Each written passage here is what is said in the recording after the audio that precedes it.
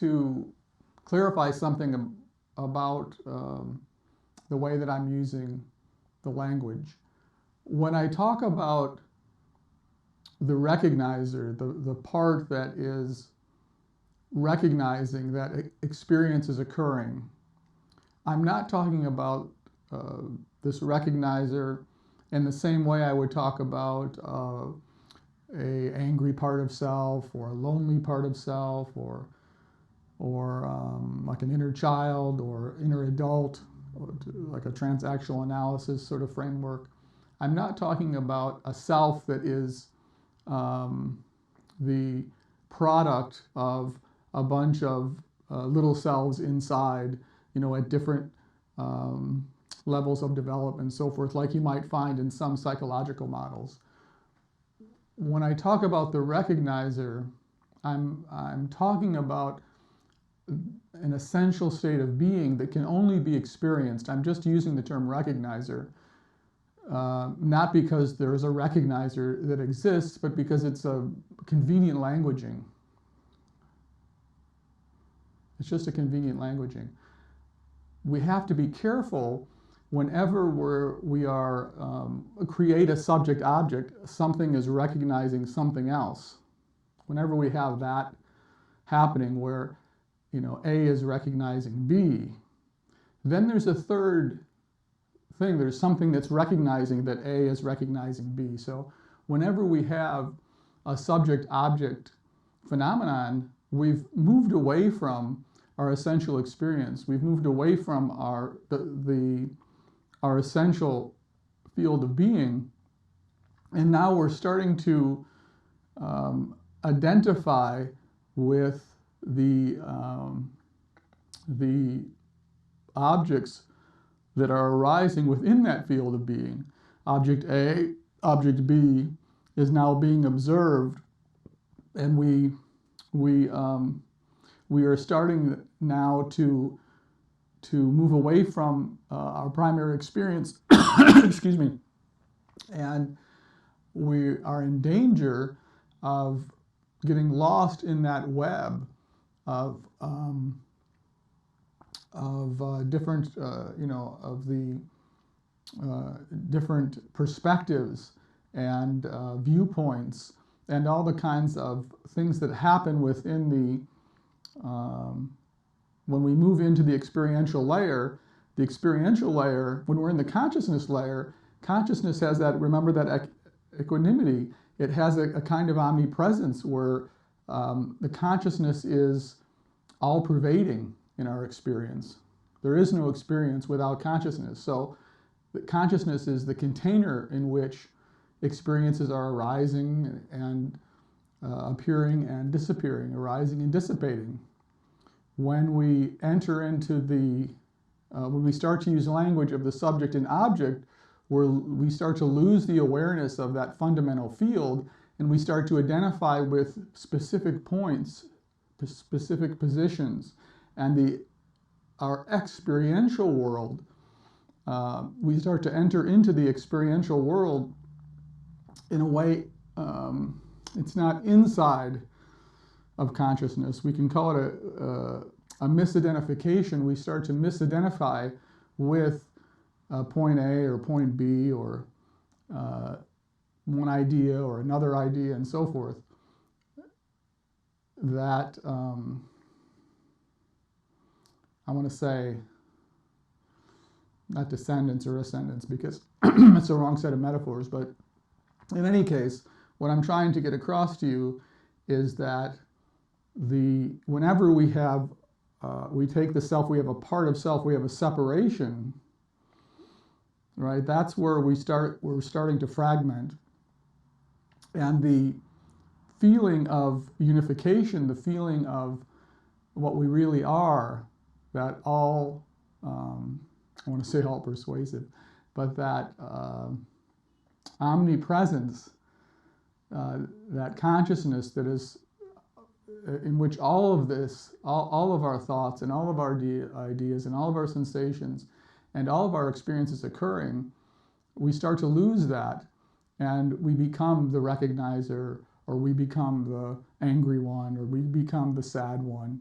And certainly, we're all familiar with that experience. At the experiential level, this is what it's made of. We're all used to that, for better or for worse, feeling in those positions. We get stuck in that position of being depressed, or we get stuck in that position of being angry, or we get stuck in the position of being the nice one all the time.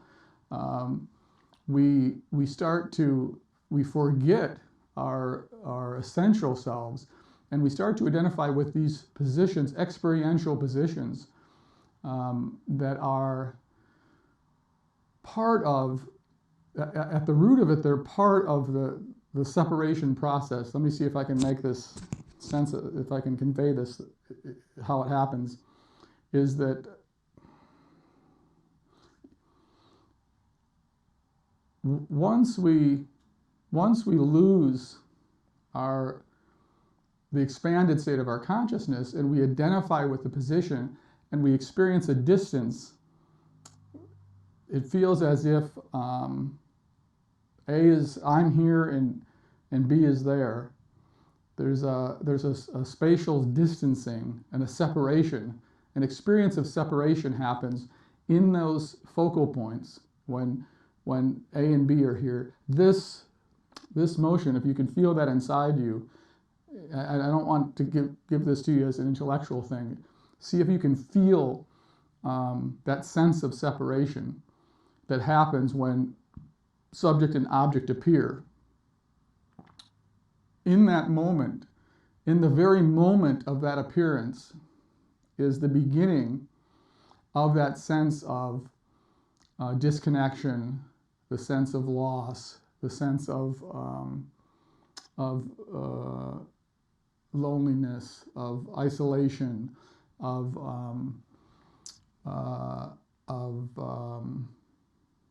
temporality, I want to say. That we now have left this omnipresent field, and we're in a position that also has a duration in time, that is part of a cause and effect timeline. And what goes along with that, in addition to feeling alienated and in a sense exiled, that this is the being cast out of Eden. This is the bite into the apple. You know, when we bite into the apple of subject object of the fruit of knowledge, we start to go down a slippery slope.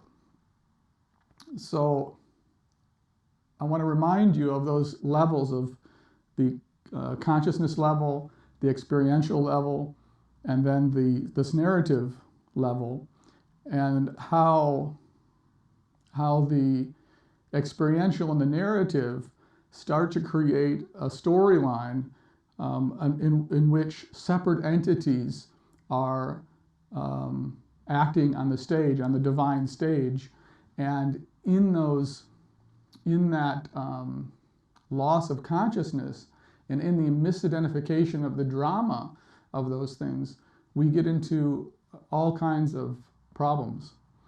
And this is, you know, one of the reasons I mean, there's many reasons why this is important, but as a psychotherapist, having spent 30 years as a psychotherapist, I watched people, you know, go through all kinds of gymnastics to try to get their experience and their narrative congruent, to try to get that story integrated, to try to get those positions in a way that they weren't suffering.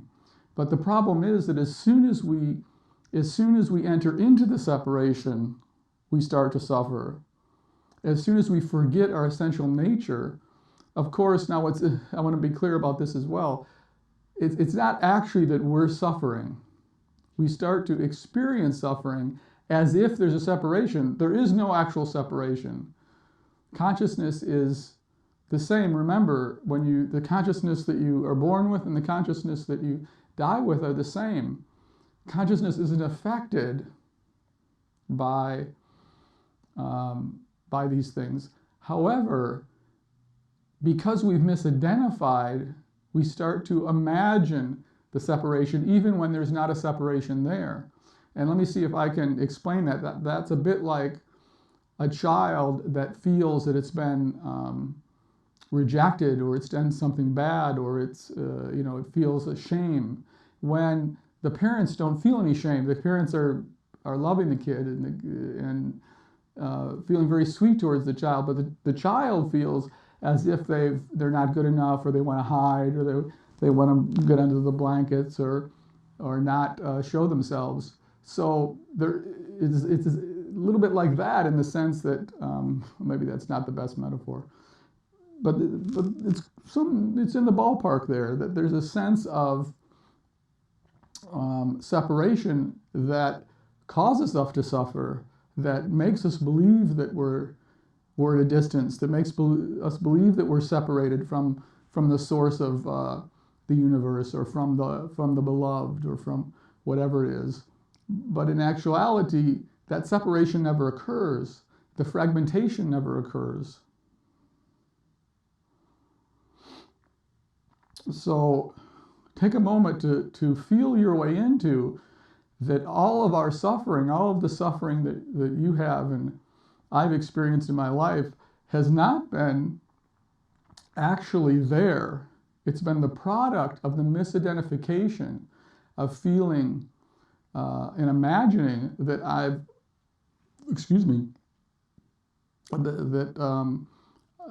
that I'm a separate entity, that there are separate entities out here that exist fundamentally in and of themselves, which is just simply not true.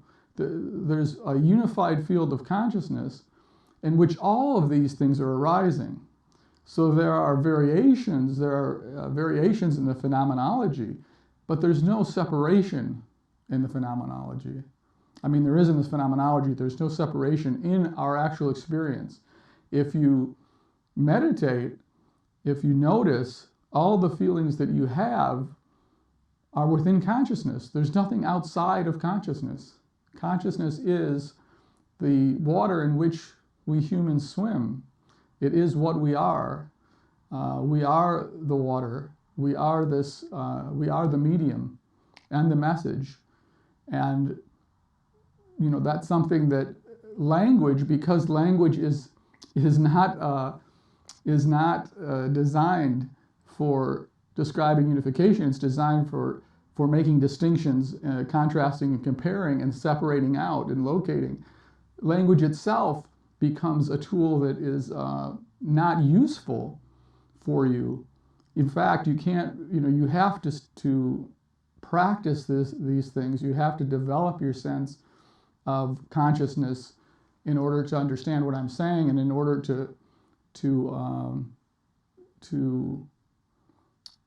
free yourself from the misidentifications and the illusions. That's something you have to do. It isn't something you can be talked through. You can't read it in a book. You can't get it in that way. It's something that you have to experience yourself. And regardless of how good, and some people are very good at articulating these things, even those really well articulated and well-written books or commentaries on the scriptures, they're not going to bring you to that place of realization. You have to do that yourself.